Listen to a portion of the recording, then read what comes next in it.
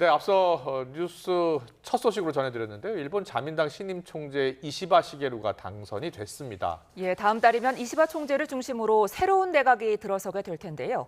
최근 훈풍이 불고 있던 한일 관계에 어떤 변화가 있을지 오태건 경희사이버대 교수님과 함께 이야기 나눠보겠습니다. 안녕하십니까? 안녕하세요. 안녕하세요. 네, 이제 자민당 총재 선거긴 한데 자민당 총재가 총리가 되는 거잖아요. 그렇죠. 예, 기시다 후미오 총리 이제 후임이 되는 건데 네. 이시바 시게루 신임 총재는 어떤 사람이에요? 원래는 이게 예. 은행원이었어요. 그래요? 처음 은행원으로 시작은. 출발했군요. 예. 예.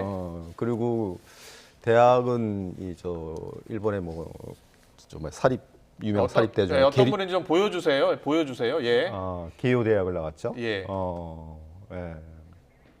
정치인으로서 워낙에 익숙하신 분이고. 아, 그래요?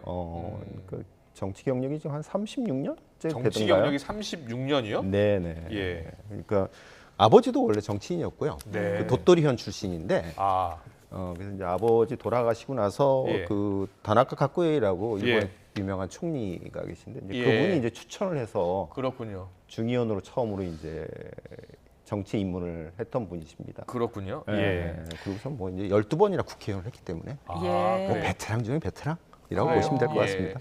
방위상도 지내고 농림수산상 자민당 간사장 역임을 했네요. 네, 온건 네. 성향이라고 적혀 있네요.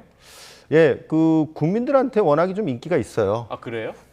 풋풋한 아저씨라 그럴까 동네 아저씨 같은 아, 그렇군요. 그런 인상도 있고 예. 그래서 국민들에게 상당히 호응을 받는 그런 정치인 중에 한 명이죠 사실은. 옆에 예. 다카이치 사나에 후보와 경합을 벌였잖아요. 예, 2차 경선에서 예. 네, 좀 치열했습니다.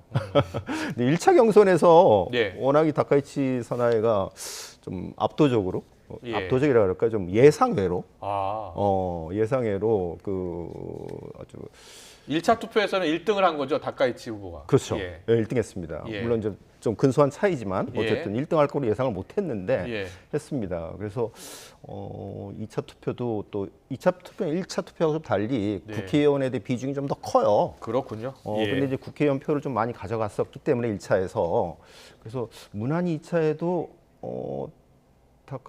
다카이치가 될 것 같다는 저 예상을 하고 있었는데. 아, 그랬어요? 네. 근데 이시바 시게루의 저력이라 그럴까요? 그런 것들이 보인 것 같고요. 그다음에 네. 그 이면에는 아마도 2차 투표 갔을 때 일본의 정치인들 사이에서 어떻게 하겠다라는 그 파벌들의 움직임이 좀 배후에 있었던 게 아닌가 그런 생각도 듭니다. 예. 그 이시바 간사장이 아베 전 총리 시절에 유일하게 내각에 비판적인 소리를 좀 냈다고 하더라고요. 맞습니다. 예.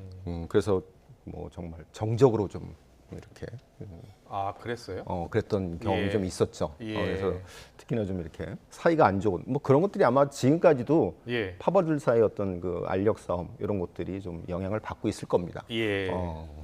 지금 파벌을 해체하겠다고는 했는데요, 자민당이요. 그렇죠. 근데 지금 사실상 파벌의 영향을 좀 받았다고 봐야 돼요? 그 과거에 이제 얼마 전이었죠. 그 비자금 스캔들. 비자금 사건이 있었죠. 예. 그 이후에 이제 국민들의 좀 이 온성이 좀 막 심하니까 아. 일본의 정치인들이 그러면 다 파벌 없애겠다라고 예. 이제 대놓고 얘기는 했습니다만 네. 사실은 그게 그렇게 하루 아침에 없어지는 게 아니고 그렇군요. 예. 그러다 보니까 이제 그 영향을 상당히 미치지 않았을까라는 생각이 지금 듭니다. 기시다 후미오 총리의 지지를 받은 거예요? 어떻게 된 거예요? 2차 투표 때는 분명히 영향을 줬을 걸로 생각이 아, 듭니다. 그래요? 1차는 예. 아마도 이게 또 무기명 투표잖아요. 예. 대부분 다 그렇다 보니까 그거는 이제 자유롭게 좀 했던 것 같고 예. 그 이후에 2차 투표에서는 전 총리인 기시다 총리의 영향을 상당히 받지 않았을까 그런 생각이 네. 듭니다. 그러니까 말씀해주신 대로 파벌을 없애겠다고는 했지만 이번에 아소다로 부총재나 스가 요시히데 전 총리가 킹메이커로 활동을 했다고 하더라고요.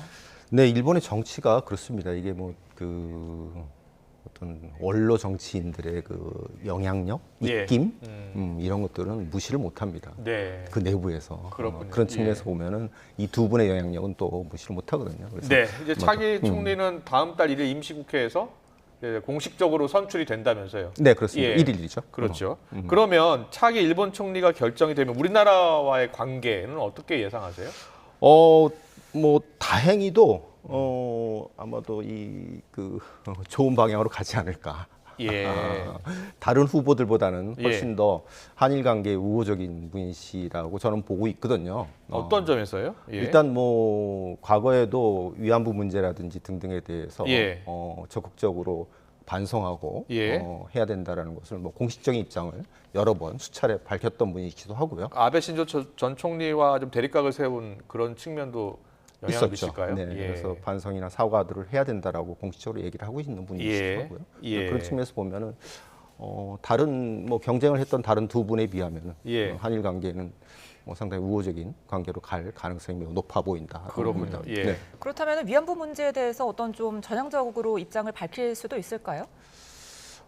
그거는 이제 뭐 이제 잘 아시겠지만 이제 총리가 이제 임기가 3년입니다. 예, 그렇죠? 예. 3년이잖아요. 그래서 3년 동안 이제 한일 관계가 어떻게 갈 건가 하고도 좀 그 영향을 미칠 것 같은데 아마도 더 진보된 진화된 뭔가의 한일 관계 발언을 기대하는 거는 그 정도는 아닌가요? 아닐 수도 있지 않을까 예. 싶습니다. 그건 또 여러 가지 또 상황을 좀 지켜봐야 되니까. 예, 여러 가지 좀 성의 있는 조치 호응이 있었으면 좋겠는데 좀 기대하기는 어렵다고 보세요?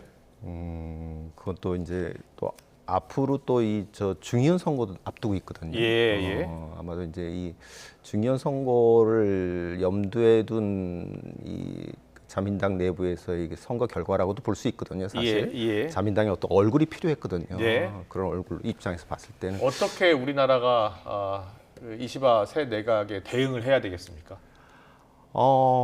글쎄요. 그 하던 대로 하는 건데요. 일단 뭐 그 일본의 정치적인 것들을 계획돼 있는 정치적인 그런 예. 일정들을 감안을 하면 예, 감안하면 투 트랙으로 가야 되지 않나 투 싶어요. 트랙으로요? 어떻게 해요? 예. 그러니까 그런 풀어야 되는 과제들이 있잖아요. 예, 일본과는 이제 그것과 또 미래지향적으로 가야 되는 한일 관계 여기서 너무 엮이지 않는 그런 좀 나눠서 과거사 문제는 과거사 문제로 그렇죠. 저희가 예. 그걸 잊을 수도 그리고 없고 미래는 미래. 해결하지 않을 수도 없지 않습니까? 그럼요. 그런 예. 부분을 적극적으로 해야 예. 되겠죠. 그렇지만 또 한편으로는 기업들 간의 관계라든지 나라 경제의 어떤 예. 그 우호적인 관계라든지 이런 것을 맺어가는 것이 예. 그것이 걸림돌이 되는 그런 상황은 피하는 게 좋지 않을까라는 생각이 들거든요. 알겠습니다. 네.